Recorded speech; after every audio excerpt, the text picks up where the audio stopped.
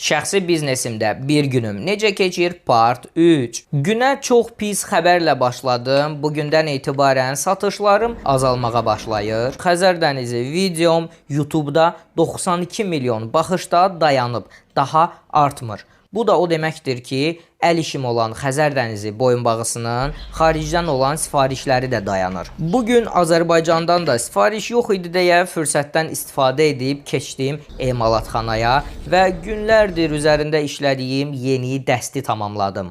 Yeri gəlmişkən ilk dəfədir ki, sırğalar üçün məhz bu tərz gümüş başlıqdan istifadə edirəm. Zərgərlərin bir çoxu bu başlığa İtalyanski zamok deyir.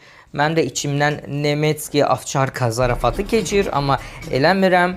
Nəysə, dəsti tamamlayandan sonra dedim gedim bulud partisinə biraz yorğunluq çıxardım.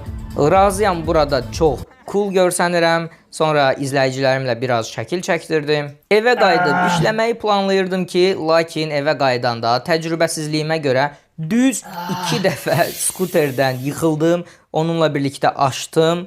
Bu dəfə də qolumun kosmetik görüntüsü sizlərə ömür. Lakin sabahsı günü səhər 5-in yarısı oyanıb gecə edə bilmədiyim işləri tamamlamağa başladım.